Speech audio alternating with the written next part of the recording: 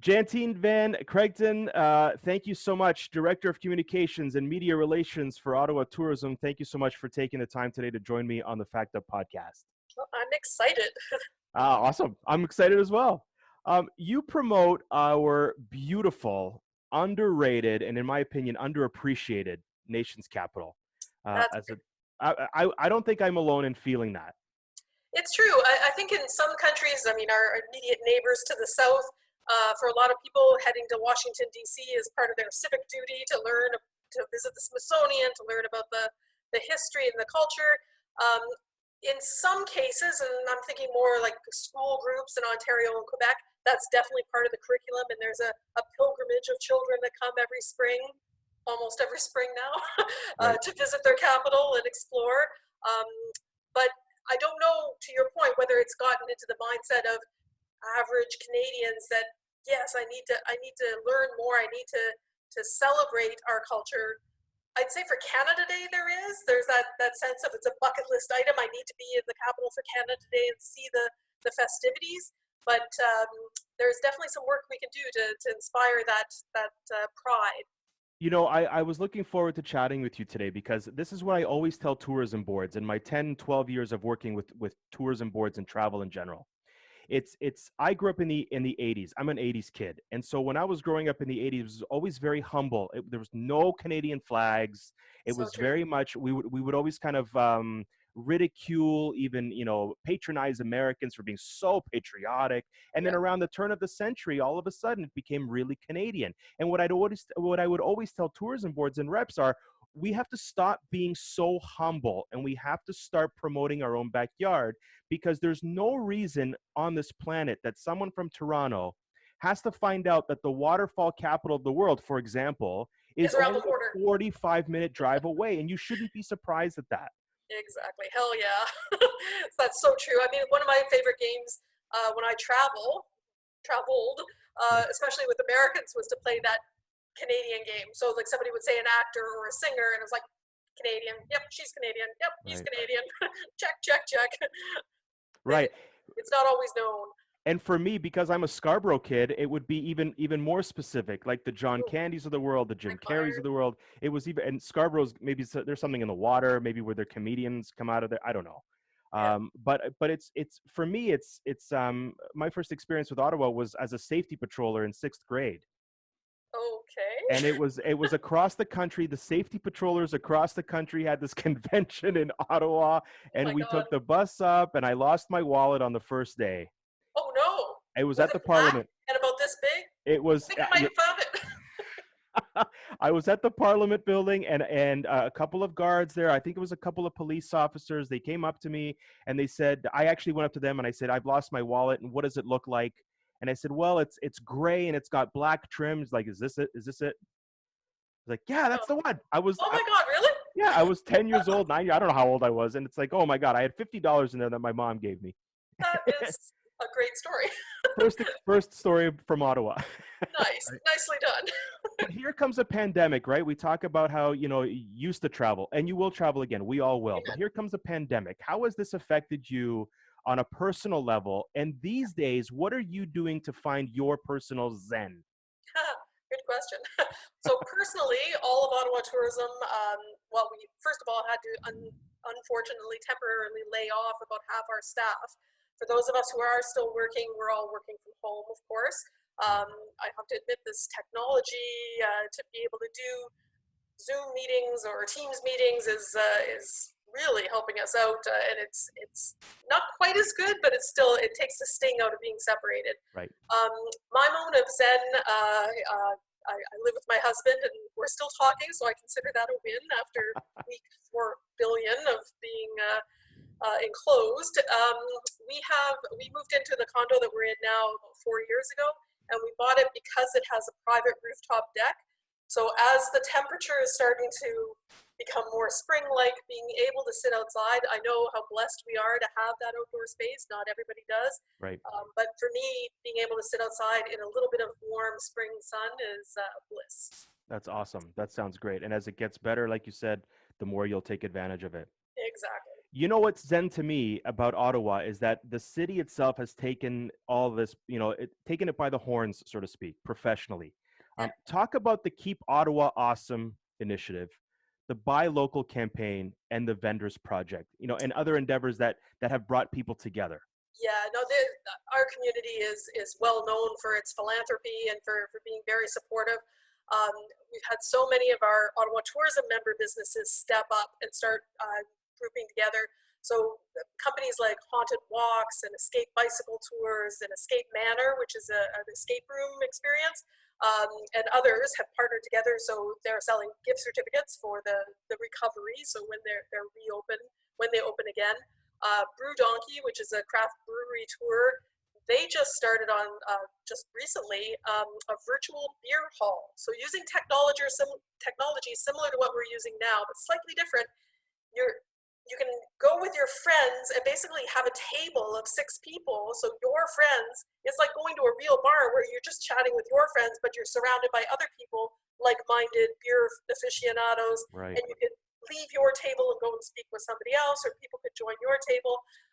It's free from Sundays to Thursdays, but then he's charging a $10 cover on Fridays and Saturdays and doing trivia and music and beer reps. And what I love about our community, the tourism community, is their innovativeness, their innovation. Yeah. They are smart people. They are pivoting like everyone else, but they're creative people, and they're finding creative ways to get through this. That's amazing. I didn't expect to hear that. You can now drink virtually with friends, and pants are optional for the first time ever. Well, maybe for you for the first time ever, but in quasi public. right, okay. Yeah, I guess. So many places around the world have gone virtual, and you just mentioned some examples. What other points of interest, attractions in Ottawa Well, can people enjoy virtually today and down the road? so one of the most iconic festivals in Ottawa is the Canadian Tulip Festival. Of course, you know the story behind the tulips. It all harkens back to World War II. Yep. The Dutch royal family took refuge in Ottawa, and Princess Marguerite, the younger sister of the future queen, was born in 1943 in Ottawa. Canadians actually declared her hospital room, and I'm pointing because the hospital is literally about Right. 500 meters away, declared her hospital room extraterritorial so she could be born a princess. If she had been born in Canada, all bets were off. So Canadian troops also played a huge role in liberating the Netherlands. Exactly 75 years ago today, and leading up to May, the Canadian troops liberated the country. So in a gesture of friendship and resiliency, which resonates still today, when the royal family from Holland or from the Netherlands went back home, they sent a gift of tulip bulbs, 100,000 tulip bulbs to the people of Canada. They sent them to Ottawa, where not me personally, but we planted them on Parliament Hill along the Rideau Canal.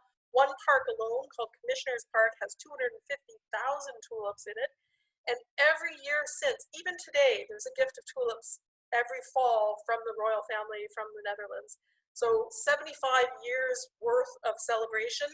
This year, the Tulip Festival runs May 8th to 18th, all online. Yes, the tulips will be in Commissioners Park, and every day someone will walk through and keep walking and take a video of the tulip bed so you can see the progress of the tulips. But there's children's activities, there's concerts and performances, every day new programming. They're asking people to recreate famous photos from World War II. So the sailor, I think it is, with a nurse in Times Square, or there's a single soldier with a puppy on his shoulder. So everybody can get involved using things at home and try to recreate those photos. Just really cool programming like that.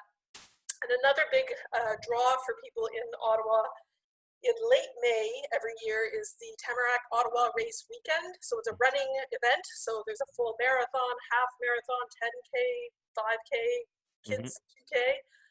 They've gone virtual as well. So anytime between May 15th and I think it's September 4th, I might have the end date wrong, but anytime in that period, run your race, and you'll still get the T-shirt, you'll still get the finishing medal, but do it in a safe manner. Practice physical distancing. Don't put yourself or others in harm's way, but still run your race, and you get 50% off next year's registration as well.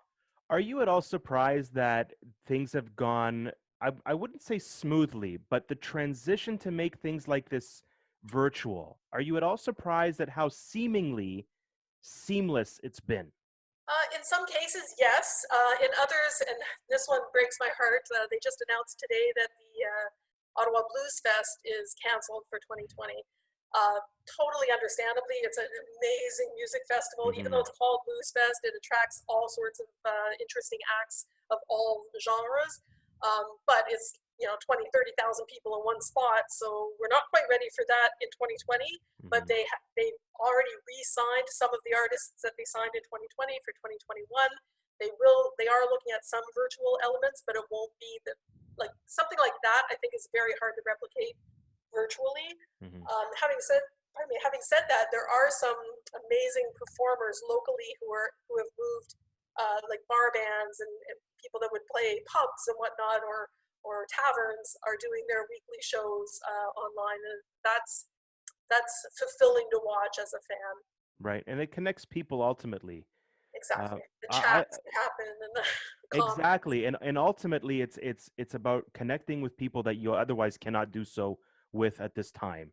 And for Exactly. me, it's an amazing, I mean, this has been 2 3 months, and the amount of things that have gone virtual, and the options that people have now been given. Like, for example, I signed up for the CN Tower climb this year, and it was supposed to go down in early April. Obviously it was canceled or was postponed. But if you want to do it virtually, great. You want to skip rope 100,000 loops, do it. You want to climb 147 flights, do it. And that's what I did. Now I couldn't walk for 2 days because obviously I've gained some weight during this period of time. But the fact that now that may become the new normal. Yes, we will definitely go to the Blues Fest next year, 2 years from now, and Yeah, congregate with 25, 30,000 other people. yeah, But the ability to still enjoy it has always, not always, but has fascinated me since this yeah, whole thing began. Right. exactly. And for the Blues Fest, people are rabid Blues Fest fans. Like they've been there since I think it started in 1994. So there's people who have gone. I think I've missed a couple years, but there are people that have gone like every year of the festival to Right. take their vacation at the time of the festival. Those people aren't going anywhere. They're loyal. They recognize Mark Monahan, the head of the Blues Fest, the amazing work he's done. He has a Blues in the Schools program where he brings musicians into schools in Ottawa and supports the children learning the instruments and coming and playing at Blues Fest. So those types of community connections, I think, will survive anything. Sure. Yeah. The Poutine Festival in Ottawa postponed until October, early November. Yep, The 2020 summer program of public duties, changing of the guard, that was mounting the of, hard of one. sentries. I know, and I can imagine. Um, It's just such a piece of Ottawa life when you're walking to a meeting downtown and you what's that? Oh right, it's the changing of the guard, and a full band in red serge with the black bearskin hats marches past. It's like, oh right, yeah, that's the right. changing of the guard. Do you see this as an opportunity for Ottawa to attract more people, considering the fact that, and I'm considering the fact that this is the summer, if not the year or the couple years of staycation? Exactly, and almost everybody is saying that that will be how we get out of this. That it will start with locals first and foremost, as soon as we can get outside of our homes.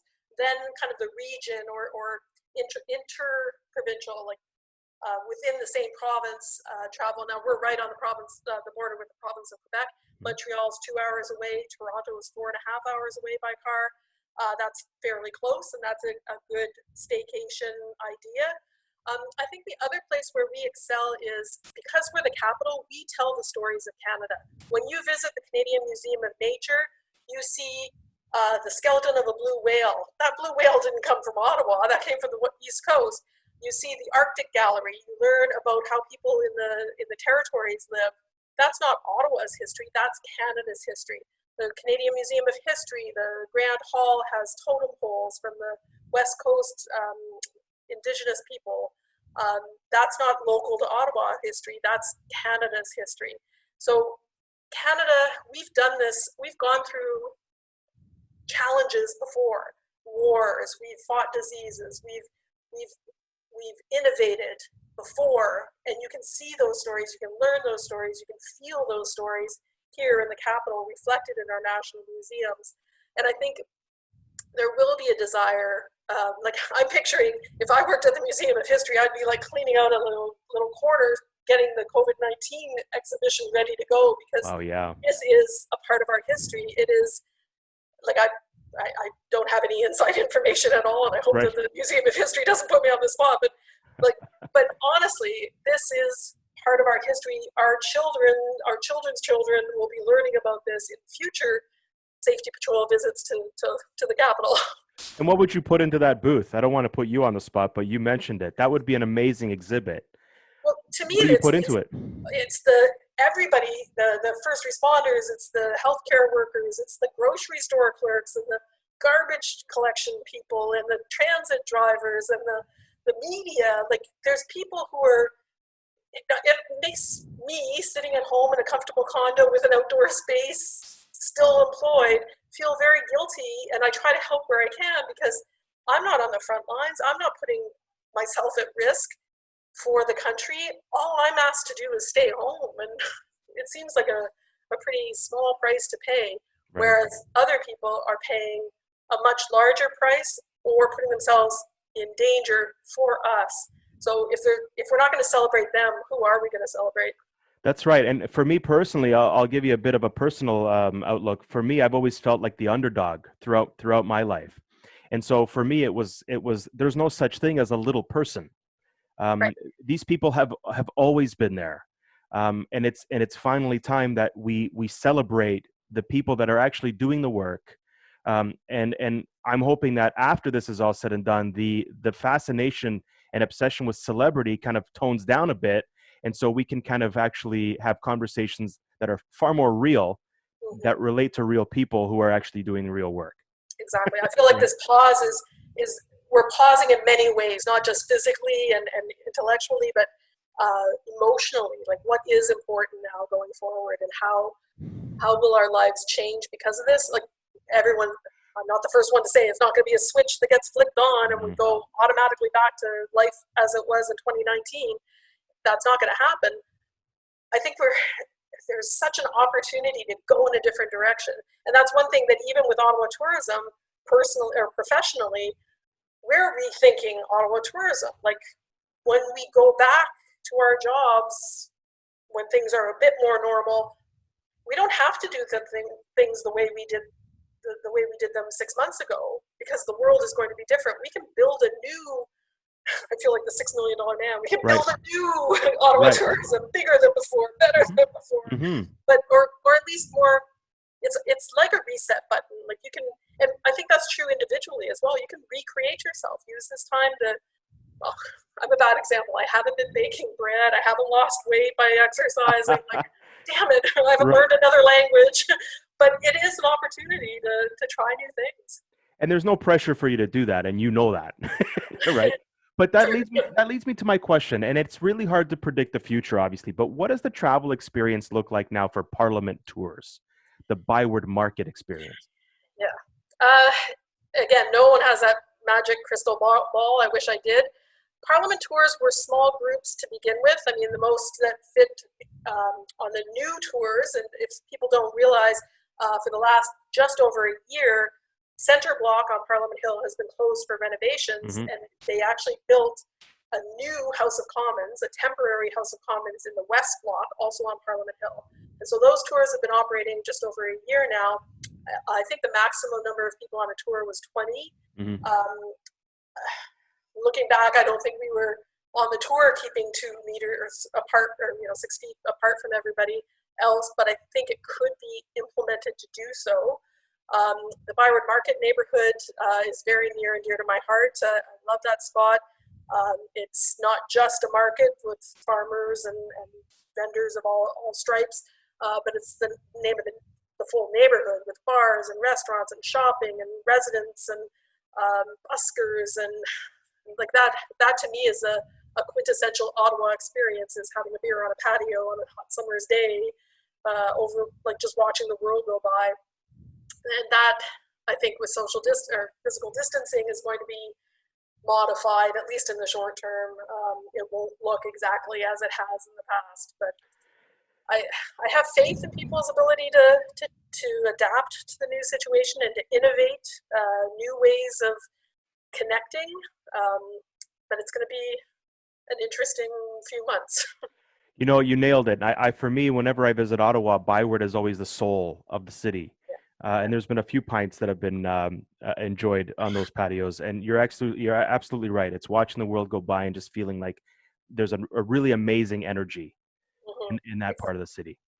Ottawa, of course, the small, big city, in my opinion, super clean, super nice. Is there an experience or a moment that you've had that has positively impacted you on a personal level that didn't make the news, that made your own personal newsreel? Well, this would have made the news, but my segment of it is slightly different. So I met my husband on Canada Day in 1993.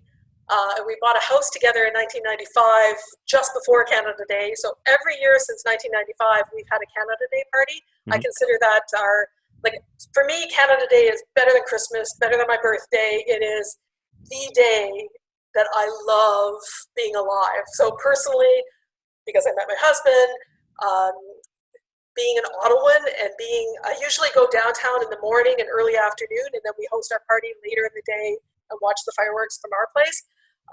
And for me, it's seeing friends and family, and even professionally, I've always said that's the one day of the year I won't work. But if we have any travel media in town, I always invite them to our party. So we've had people from Japan and Germany and Australia and Mexico and China at our Canada Day parties over the years. So everyone has a Canada Day story, and coming to Ottawa for Canada Day typically is a bucket list experience, but it also is personally very important to me. Right. And this year, Canada Day is moving to a virtual experience, which pains me to say because I love Canada Day so much, but it's important to keep safe, and we'll get through it, and then we'll have bigger and better Canada Days to come. How does that move virtually? Is it fireworks from TV? I'm not sure that there will be fireworks, to tell you the truth. I think it's more it's the Department of Canadian Heritage that manages the Canada Day celebrations on Parliament Hill. And even before COVID-19, they had already announced, because of the construction at Centre Block, that the main stage that typically is put on Parliament Hill was going to move to Majors Hill Park, which is just around the corner behind the Fairmont Chateau Laurier Hotel. And it's a Wednesday this year, Canada Day, which is probably the least, if you were going to rank Canada Days, when it falls on a Wednesday, it's difficult. You need to, if you really want to take a long weekend, you have to take 2 days off. And if it falls on a Friday or a Saturday or a Sunday, it's a huge party. Wednesdays are a little bit more subdued. So they were looking at different ways of holding Canada Day even before COVID-19. Now, I think it will be performances by Canadian performers, but not in Ottawa. So they might, just like we've seen in other benefits and other programming in recent weeks, where musicians play in their homes, I think it'll be some of that. You know, Ottawa, that makes sense. And it's a shame, but it makes sense. And so for the preservation of health across the country, it makes total sense. You mentioned earlier that this is an opportunity to reset. And I don't want to put you on the spot because there's a lot of things going on. But let's talk about the health aspect of the hotels. How do you work with organizations to ensure that visitors who are coming into the city post-COVID have the peace of mind that they're going to be taken care of and that things are going to be okay during their 2 week long visit to the capital? Exactly. And right now, about half of our hotels have closed. The occupancy rates for those that are open are in single digits in some cases, even barely 10%. The only thing I think that works across the board is this isn't just an Ottawa problem. This is a problem around the world. So no one can claim, oh, I didn't know that cleanliness was important to you, or I didn't know that we need to implement these additional measures. Everyone knows, everyone expects.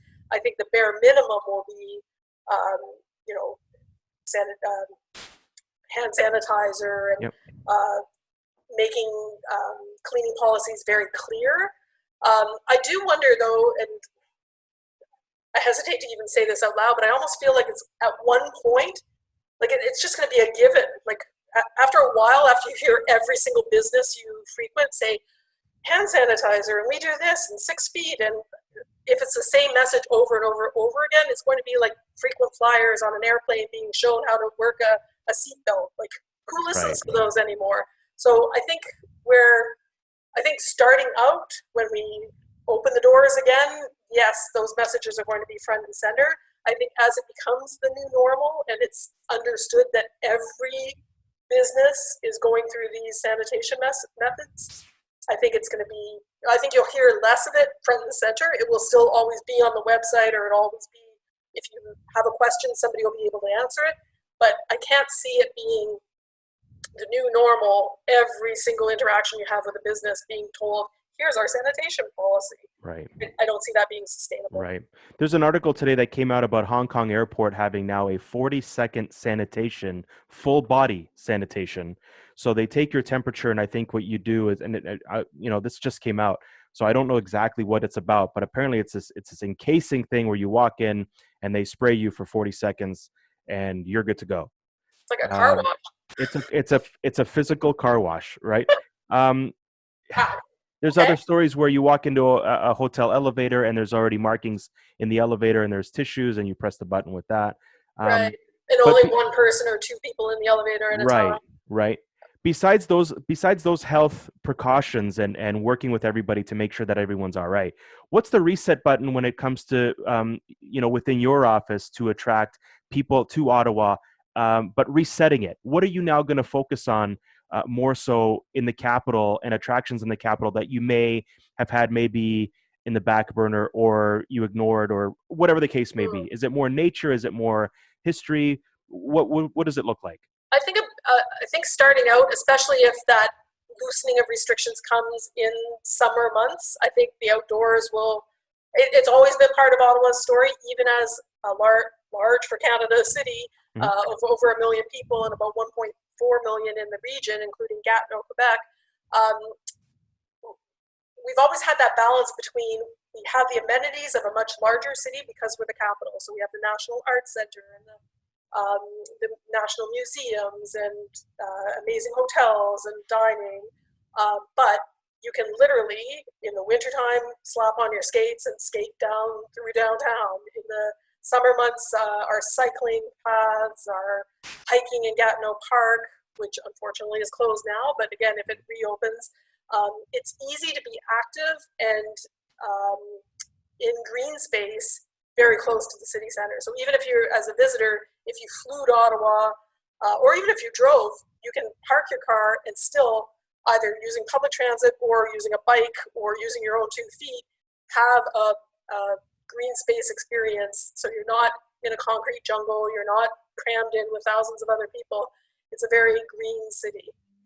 That's what I love about Ottawa, and the drive to Ottawa from Toronto is super pleasant when you start talking about Merrickville, Almont. You start talking about the small little artistic towns, and then Ottawa is that icing on the cake where you can park the car.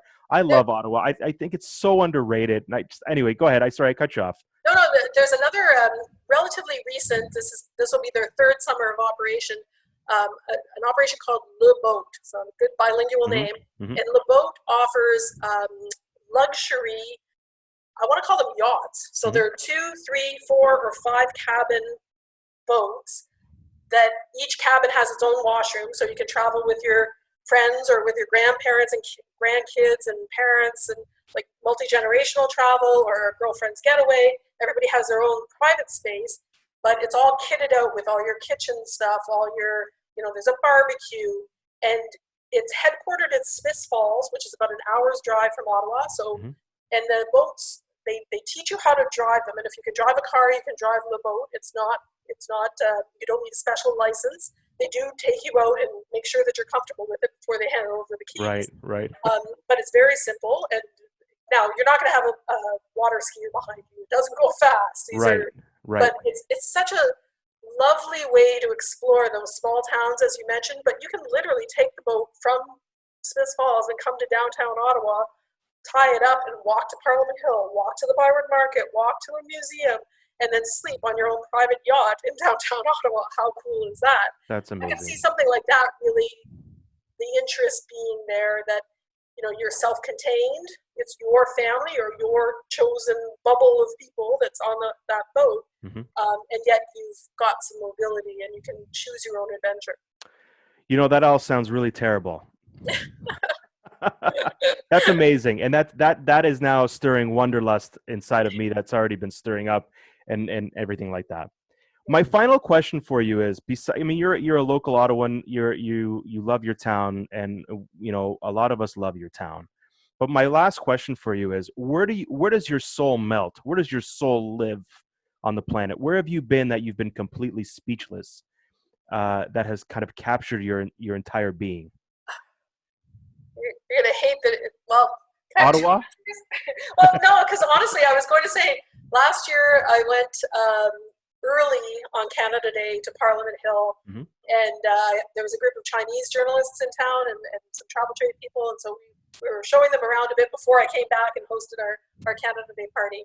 And we were on Parliament Hill at maybe 9 in the morning, and they had a few Indigenous performers, Hmm. including, and it's killing me because I can't remember her name, but it was a young woman from New Brunswick who had earlier found fame singing Blackbird, the Beatles song, Hmm. Hmm. in Mi'kmaq, I believe. Hmm. And even Sir Paul McCartney had commented on it. And if you've ever heard the video, it's just hauntingly beautiful. Anyways, she was there and she sang Blackbird on Parliament Hill on the morning of Canada Day. And like, even now I'm getting all like teary eyed of like, oh, that was just, it was a picture perfect summer's day, green grass, blue sky, the architecture of Parliament Hill, listening to Blackbird in Mi'kmaq with Chinese journalists. Like, to me, it was a perfect storm of everything I love, like just the history, the culture, showing it off to other people, and on the front lawn of Canada, basically. So Why I ask that question, because of your reaction, because of your emotion, because of your loss of words. That's why I love asking that question. Jantine Van Kregten, thank you so much for taking the time today to join me on the Fact Up podcast. It was a pleasure to have you, and I hope that everyone in your world continues to be safe and healthy. Thank you.